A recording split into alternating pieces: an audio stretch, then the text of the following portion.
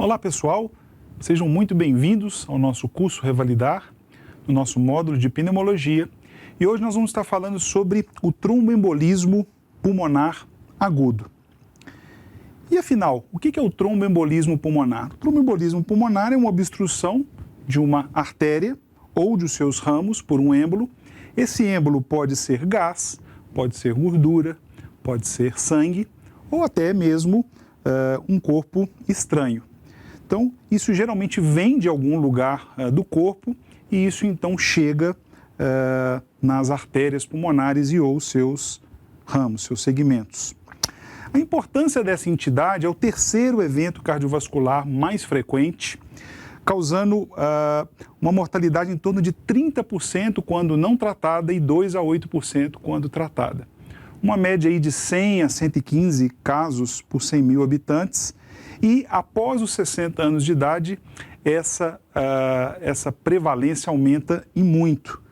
E geralmente é encontrado de 12 a 15% daqueles casos de morte sem causa quando vai se fazer autópsia.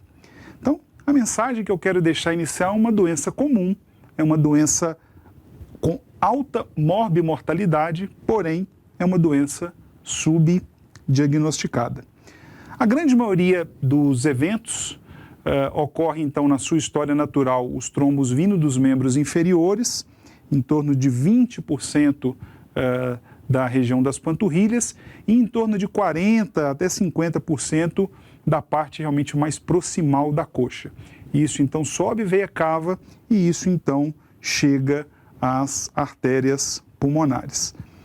Bem, dentro ainda da história natural, o tromboembolismo venoso, ele pode desenvolver, então, o indivíduo levar um tromboembolismo pulmonar, e esse indivíduo, numa pequena maioria dos casos, pode, no futuro, não respondendo ao tratamento, desenvolver o que a gente chama de embolia pulmonar crônica ou hipertensão pulmonar trombótica crônica. E em alguns casos, desse paciente com tromboembolismo venoso, a gente pode desenvolver o que a gente chama de síndrome pós-flebítica, aquele indivíduo que fica realmente com algum grau de insuficiência vascular nos membros inferiores. Bem, esse autor, Vichot, ele descreveu muito bem a etiopatogenia do tromboembolismo venoso. Geralmente o indivíduo ele precisa de 3 características: estase, hipercoagulabilidade ou lesão endotelial. Não necessariamente esses eventos precisam ocorrer de forma simultânea, eles podem ocorrer de forma separada.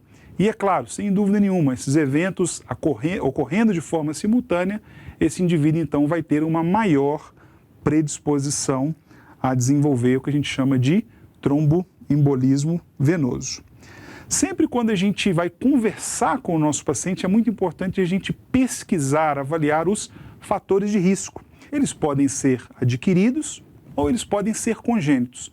Os adquiridos, nós podemos citar como os principais um paciente com imobilismo, por exemplo, após uma cirurgia ortopédica, após uma cirurgia plástica, um paciente, por exemplo, fazendo uso de alguma medicação, um anticoncepcional, por exemplo, ou mesmo fazendo uma terapia de reposição hormonal para alguma outra coisa, a própria gravidez, o puerpério, e pacientes também, por exemplo, fazendo uso de catéter venoso central e outras causas.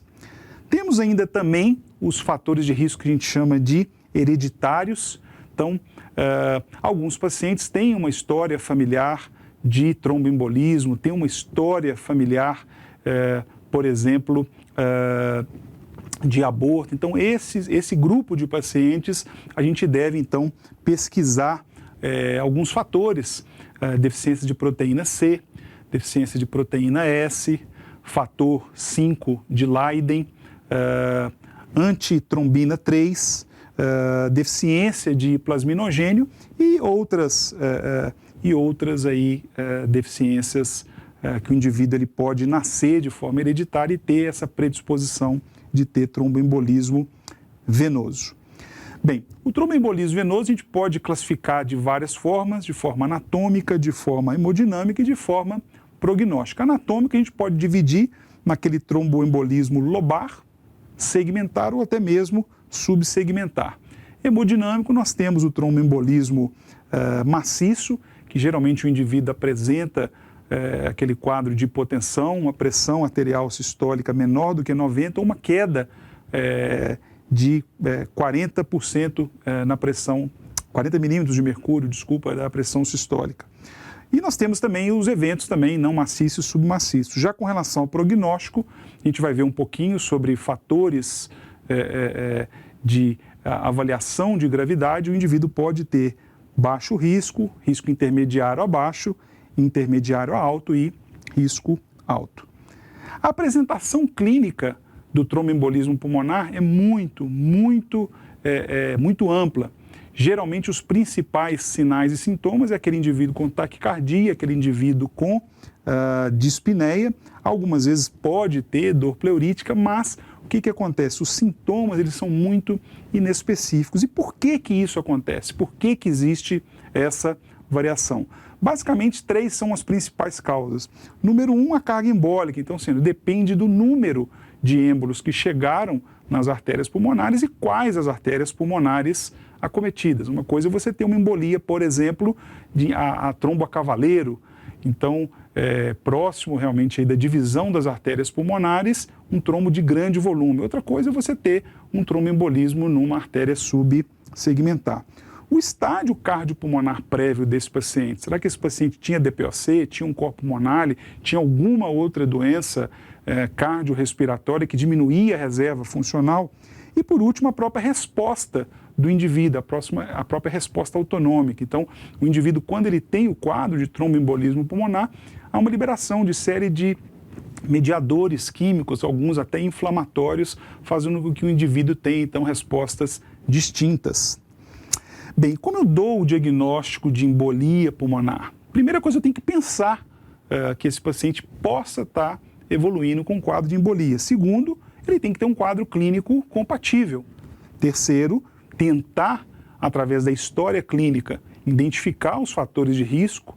Esse paciente trocou o anticoncepcional, fez uma viagem de longa distância, fez uma cirurgia há pouco tempo. Então, isso é importantíssimo, fundamental a gente questionar e buscar isso na história do nosso paciente. E, é claro, pensar, por que esse indivíduo chegou no pronto-socorro com falta de ar, por que ele chegou no pronto-socorro com taquicardia, com queda da saturação. Existe a possibilidade de um outro diagnóstico diferencial? Então, repetindo, o tromboembolismo é uma doença comum, é uma doença subdiagnosticada de alta morbimortalidade e a suspeita clínica, sem dúvida nenhuma, é uma das coisas mais importantes para que a gente consiga solicitar os exames corretos para poder chegar ao diagnóstico correto dessa entidade. Bem, falando em suspeita clínica, 2 coisas nos remete. Primeiro, a questão da probabilidade pré-teste. Então, a gente vai ver que existem alguns algoritmos para a gente poder seguir, algumas scores de probabilidade pré-teste. Associado a isso, nós vamos solicitar, então, o quê? Os exames para poder confirmar ou não, ou afastar a possibilidade de embolia. Os scores mais conhecidos são o de Genebra e o de Wells. Nós temos também o PERC, que é também para poder ajudar a afastar a possibilidade de embolia, principalmente. E, é claro, a impressão clínica. E eu vou dividir o meu indivíduo em 3 grupos: baixo risco, risco intermediário ou embolia provável. Aqui eu trouxe para vocês, nesse quadro, as principais variáveis do score de Genebra. Então, o score inicialmente e depois ele modificado. Temos aqui, quanto maior o número de pontos, então maior o risco de embolia. E nós temos também aqui o score de Wells. O Wells também é usa outros critérios. Quando geralmente o indivíduo apresenta maior do que 4 pontos, é um diagnóstico provável.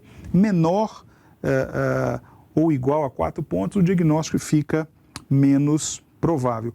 E quando a gente compara o Wells com o Genebra, qual que é o melhor? Muitas pessoas me perguntam isso. Na verdade, os 2 são equivalentes, os 2 são muito bons e eles, então, nos ajudam a a gente a realizar a probabilidade clínica, dividindo o paciente em baixo risco, risco intermediário e risco elevado, risco provável. Bem, uma outra ferramenta que a gente pode usar caso exista um indivíduo com baixa probabilidade para tromboembolismo venoso, quando esse indivíduo é avaliado pelos critérios, pelo score de Wells, então o que acontece? Eu posso lançar a mão dessas outras perguntas que eu coloquei no quadro para vocês. Idade menor do que 50%, frequência cardíaca menor que 100, saturação maior do que 95%, ausência de hemoptise, sem uso de estrogênio, sem antecedente de TEP ou TVP, sem empastamento de panturrilha, sem trauma. Bem, olha que coisa interessante. Se todas essas perguntas forem sim, você pode praticamente excluir o diagnóstico de embolia pulmonar e não realizar absolutamente mais nenhum exame na sua investigação. Então, essa é a importância, né? E quando você deve, então, utilizar o PEC-RULE para pacientes com baixa probabilidade pelo score de Wells. Bem, ainda falando sobre diagnóstico, nós temos dois grupos de exames. Os diagnósticos, o diagnóstico através dos testes de apoio e o diagnóstico através dos testes de confirmação. Testes de apoio, quais seriam eles? Seriam, então, o eletrocardiograma, o raio-x de tórax, o dímero D, a gasometria arterial, o ecocardiograma e o BNP e troponina. Bem, o eletrocardiograma, qual é a principal alteração que a gente vê? A principal alteração é a taquicardia sinusal. Tá? Em alguns casos, pacientes que têm uma embolia importante, podemos aí observar o que a gente chama de corpo pulmonar agudo, que é o padrão S1, Q3, T3. O que é isso? É um S grande na derivação D1, S maior do que R, depressão de segmento ST em D2 e a inversão de onda T, principalmente em D3. Então, esse é o padrão que a gente chama de S1, Q3, T3. Bem, como eu disse para vocês, a principal alteração eletrocardiográfica, isso é questão de muitas provas, é a taquicardia sinusal, mas nós podemos também encontrar um indivíduo, por exemplo, com uma fibrilação atrial. Pode ser um fator predisponente para gerar tromboembolismo. Outras alterações, inversão de onda T, sobrecarga de ST, sobrecarga de VD, bloqueio agudo de ramo direito, então são alterações que a gente pode encontrar. Qual a importância do raio-x de tórax no paciente com embolia pulmonar? Principalmente para poder nos ajudar a excluir outros diagnósticos. Então, essa é a função do raio-x de tórax. Podemos observar quais são as principais alterações: atelectasias laminares, derrame pleural, além de elevação de cúpula diafragmática, e podemos olhar também alguns sinais clássicos, alguns sinais típicos. Podemos observar o que a gente chama de concórdia de Hampton. O que é isso? É um infiltrado pulmonar em forma de cunha, onde o que acontece? Geralmente a base da pirâmide, o ápice está na pleura e a base está em direção ao hilo pulmonar. Já o sinal de Westmarker é o quê? É a presença de uma oligoemia focal exatamente no local onde ocorreu o tromboembolismo, porque existe uma trama vascular diminuída devido à não passagem de sangue naquele local. Nesse raio-x aí que eu estou mostrando para vocês, dá para poder ver claramente aí do lado hemitórax esquerdo. Nós temos ainda o sinal de Pala, que é a dilatação da artéria pulmonar, pode ser bilateral, mas geralmente é mais à direita. Então, quando você vê as artérias pulmonares, as artérias pulmonares mais dilatadas, pensar então que esse indivíduo possa ter apresentado uma embolia pulmonar. Ainda com relação aos exames de apoio, nós temos o dímero D. O dímero D nada mais é do que um exame muito utilizado na emergência. Ele é um produto da degradação da fibrina. E o que acontece? Ele tem uma boa sensibilidade e um valor preditivo negativo. O que é isso? Bem, o que acontece? Naquele indivíduo que eu quero descartar a possibilidade, então o indivíduo que chega, por exemplo, com uma dor torácica e uma falta de ar. Então o dímero D é um exame interessante para me poder pedir, porque se ele vier negativo, dificilmente esse indivíduo ele vai ter embolia pulmonar.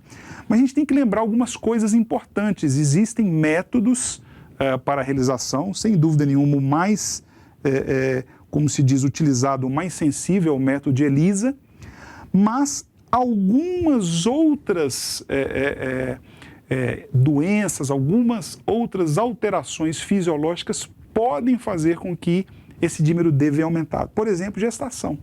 Então, a mulher gestante, ela já fica um pouquinho mais difícil da gente pedir um dímero D na emergência, porque geralmente ela vai ter realmente esse exame alterado. Pacientes em puerpério, pacientes que tenham tido algum sangramento recente, insuficiência renal crônica e pacientes maiores do que 75 anos. Para pacientes maiores do que 50 anos, eu deixo essa dica para vocês. Normalmente o valor normal é acima de 500. E existe uma regrinha para cada 1 ano que o indivíduo ele apresenta, tá, de idade. Então, a partir de 50 anos, você acrescenta mais 10 pontos.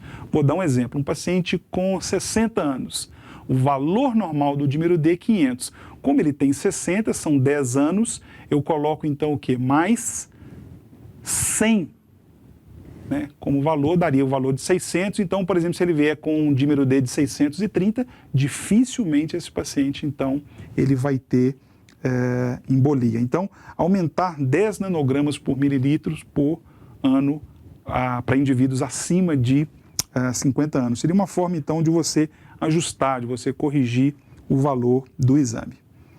E a gasometria arterial, né? Qual a importância da gasometria arterial num paciente com embolia pulmonar? A gasometria arterial, basicamente, ela vai mostrar hipoxemia, algumas vezes hipocapnia, se o indivíduo está hiperventilando bastante. E você pode também ter o quê?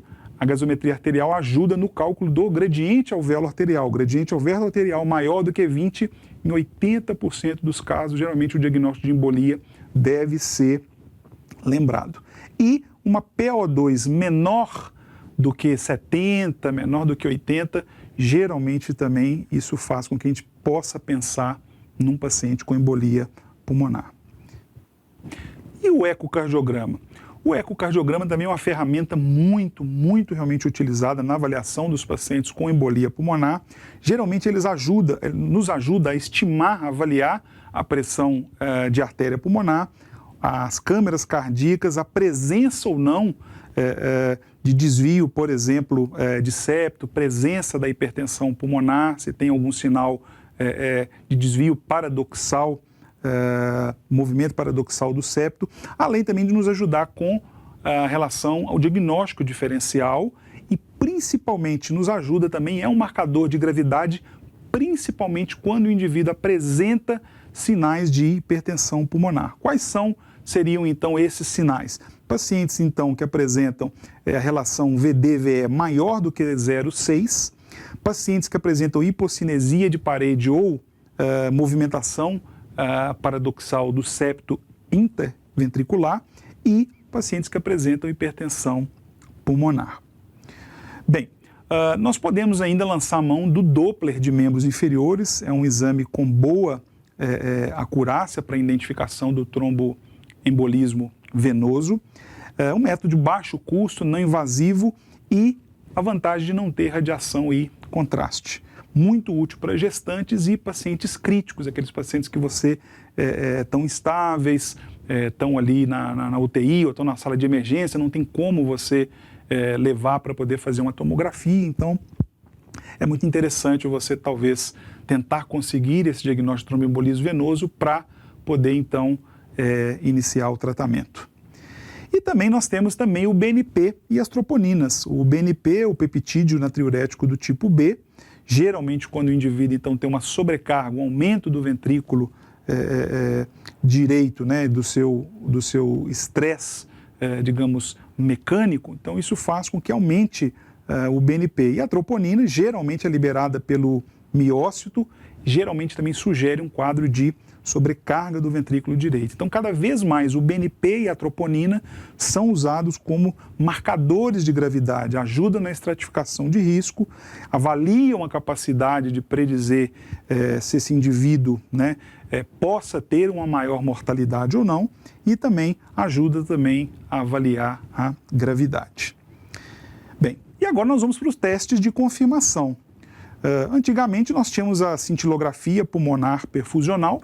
A cintilografia, ela usa um princípio de variabilidade entre a ventilação e a perfusão. Então, a embolia pulmonar é caracterizada porque o indivíduo ele ventila, mas devido à artéria pulmonar ela está embolizada, ele não perfunde. Então, essa que é a característica básica. E os resultados são alta probabilidade para TEP, ou o indivíduo pode ter um exame normal e algumas vezes, principalmente naqueles indivíduos com lesões parenquimatosas, DPOC, uma fibrose pulmonar, talvez não seja o melhor exame para poder fazer essa avaliação entre ventilação e perfusão. O indivíduo, então, ele inala uma substância radioativa e ele faz uma infusão de albumina marcada com tecnésio.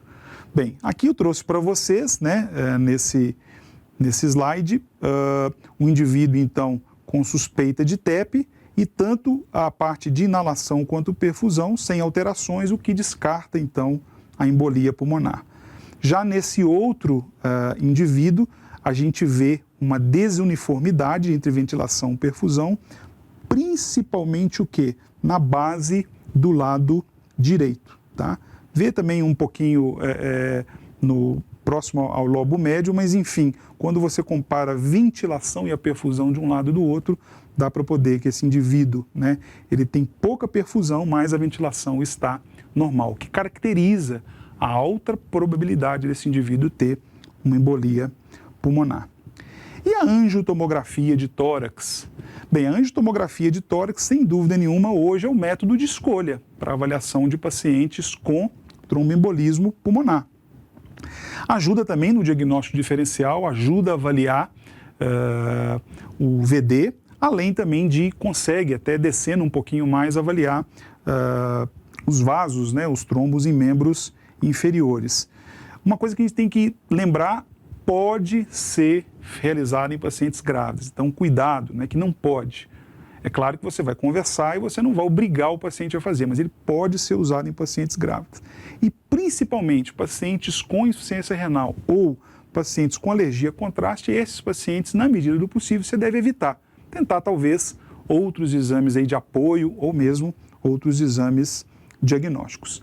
Então, a angiotomografia de tórax é o único teste capaz, então, de excluir principalmente pacientes com baixa e intermediária probabilidade. Então, aí está a importância dos scores, como, por exemplo, o ELS e Genebra, em chegar para você e falar, olha, esse paciente tem baixa probabilidade de TEP. E você pediu, por exemplo, uma angiotomografia, não tinha nenhuma contraindicação. Então, nesses casos, se o exame vem negativo, você pode excluir aí com muita segurança. Já aqueles pacientes que têm alta probabilidade, mas o exame vem negativo, provavelmente você vai ter que pedir outros testes.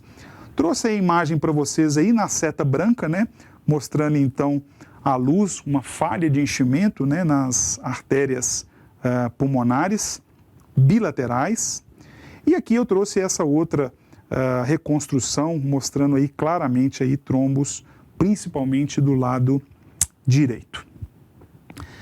Bem, nós temos também, podemos lançar mão da arteriografia pulmonar, sem dúvida nenhuma. Isso é questão de prova, o exame padrão ouro para avaliação da circulação arterial pulmonar.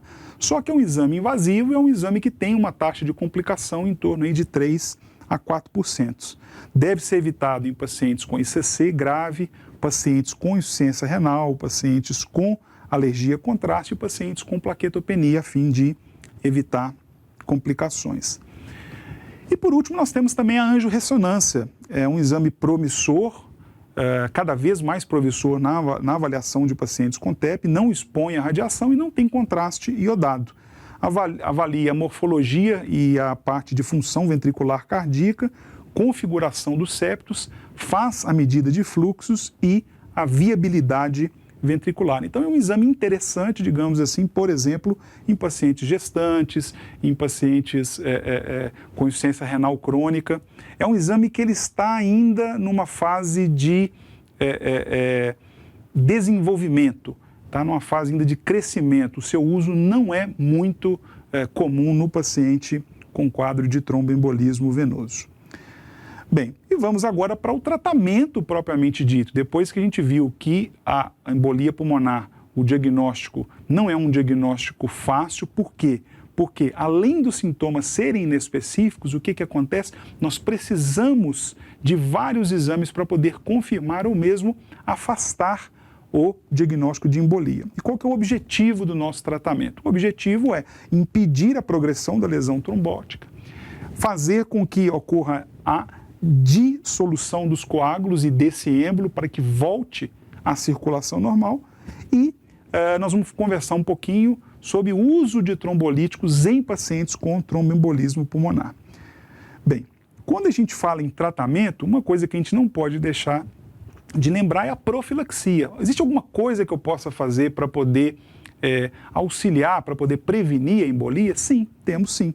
Nós temos o estímulo da deambulação precoce, elevação de membros inferiores, uso de meias elásticas de compressão gradual e compressão pneumática intermitente. Aqui eu trouxe para vocês os principais exemplos. Então, o indivíduo, por exemplo, numa UTI, ele faz uso dessa compressão intermitente, um paciente faz uma cirurgia plástica ou mesmo uma cirurgia ortopédica, é recomendado o uso de meias, principalmente aí no pós-operatório, no segmento. Bem, e nós temos também a tromboprofilaxia primária com o uso de medicação. Podemos fazer aí a heparina não fracionada, numa dose aí de 12 em 12 horas, dependendo do paciente, 8, e pacientes aí com heparina de baixo peso que tem a vantagem de ser usado apenas uma vez ao dia. E, muito raramente, podemos também fazer a tromboprofilaxia com a varfarina, mas isso não é muito comum na prática. A gente usa só realmente para casos específicos. Bem, quando eu falo ainda de tratamento, passando da parte de profilaxia, eu divido então em pacientes com risco baixo, risco intermediário e risco elevado.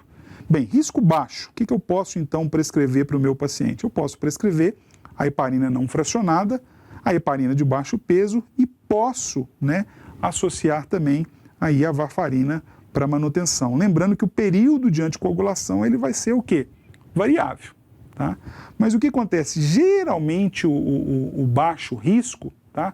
Se eu consigo realmente afastar, então eu vou só realmente fazer o quê? Mais a profilaxia. Bem, nós temos também, falando ainda sobre tratamento, o uso dos novos anticoagulantes. Nós temos a apixabana, a dabigatrana e a rivaroxabana. O que difere esses novos anticoagulantes dos outros que existem? Primeiro, menor risco de sangramento. Segundo, não há necessidade de uma monitorização, de um controle do coagulograma. Terceiro, uma comodidade. Geralmente são aí medicações que você usa uma, no máximo 2 vezes ao dia. Por outro lado, são medicações ainda de custo elevado. Bem, quando eu falo ainda de suspeita clínica e eu passo para suspeita intermediária para alta, aí geralmente eu devo fazer a heparinização desse paciente, ou com heparina de baixo peso, ou com heparina não fracionada, e eu tenho que ter o quê?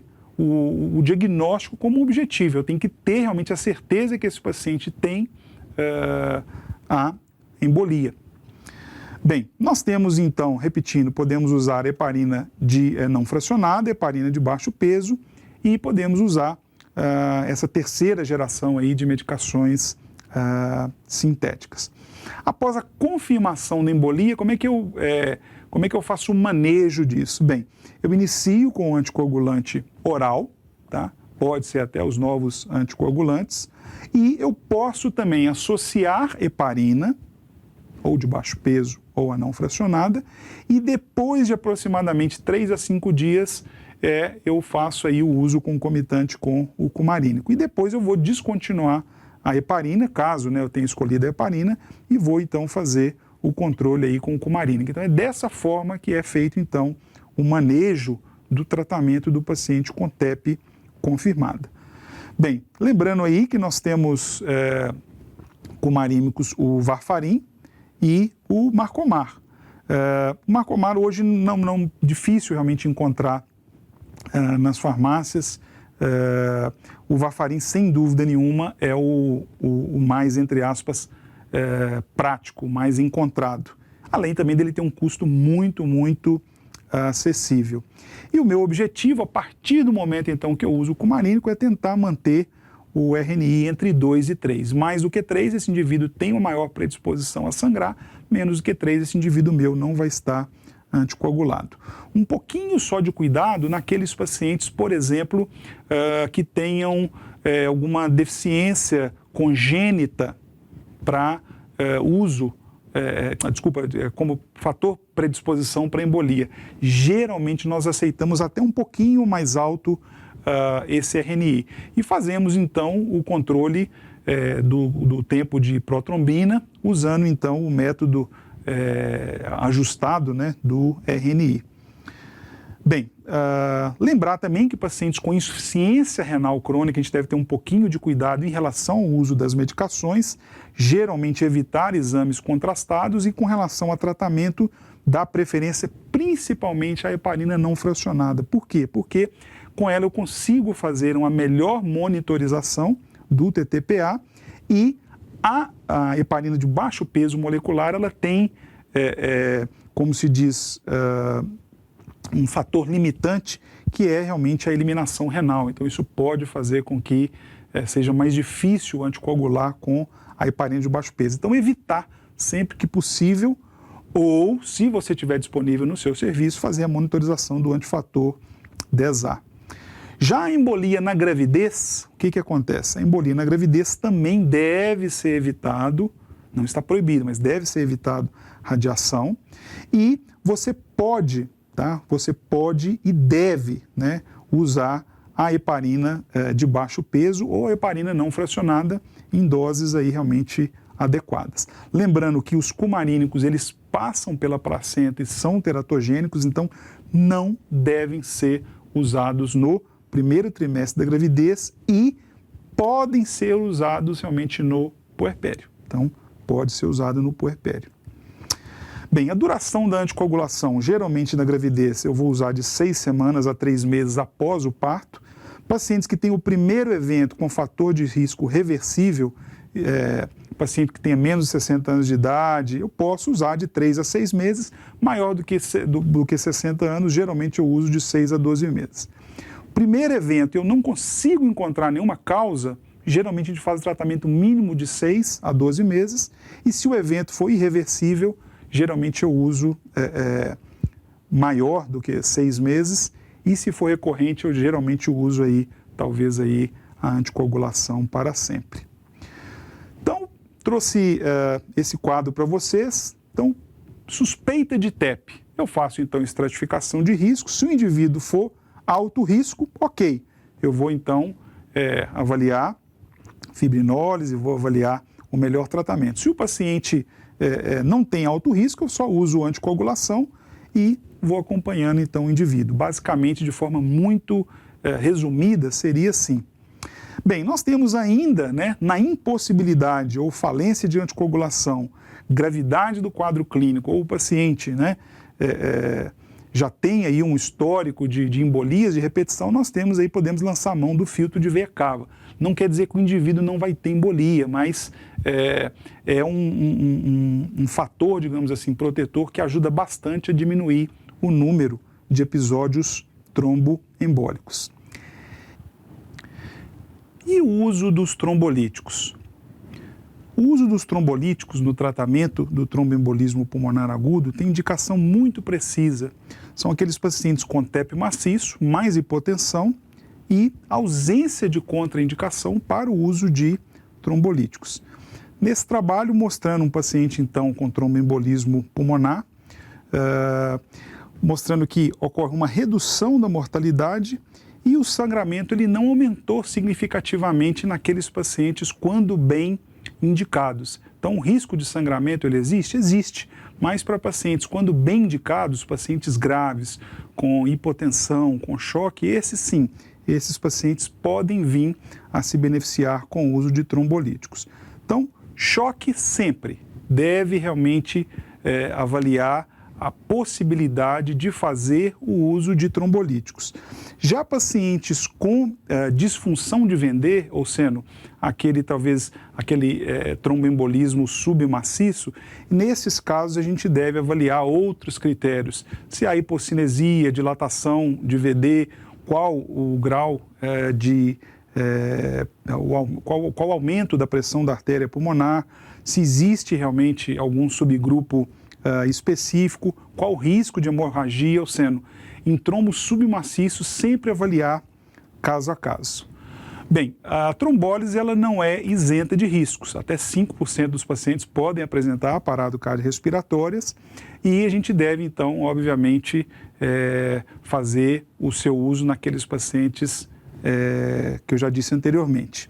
Então, quais são eles? Pacientes, então, com trombose maior do que 70% do leito arterial pulmonar, mais do que 2 artérias lobares ou artérias pulmonares principais, então, esses pacientes, então, devam realmente ter benefício aí do uso de trombolítico. Infelizmente, existem poucos estudos, porque são pacientes muito, muito graves, mas, sem dúvida nenhuma, os estudos, o que nós temos de evidência médica, isso, então, nos autoriza a fazer o uso de trombolítico. E quais são esses trombolíticos? Então, nós temos o ativador do plasminogênio tecidual, que é o RTPA, nós temos a streptokinase e nós temos a uroquinase. Então, esses são os principais. Coloquei para vocês as doses de cada um, como faz, né, a diluição e a sua infusão. Nós temos ainda também os procedimentos invasivos. Podemos dividir em 2 grandes grupos, a utilização de catéter ou mesmo cirurgia. O catéter nós podemos então retirar esses trombos como? Através de trombólise local, então passar o catéter e injetar trombolítico local. Embolectomia por sucção, fragmentação, pulverização ou mesmo angioplastia por balão. Então tentar retirar por balão esses êmbolos. E através da cirurgia, quando o indivíduo apresenta tromboembolismo pulmonar agudo, nós podemos então fazer o que a gente chama de embolectomia. Já aqueles indivíduos que apresentam tromboembolismo pulmonar crônico, nós então preferimos fazer a tromboendarterectomia.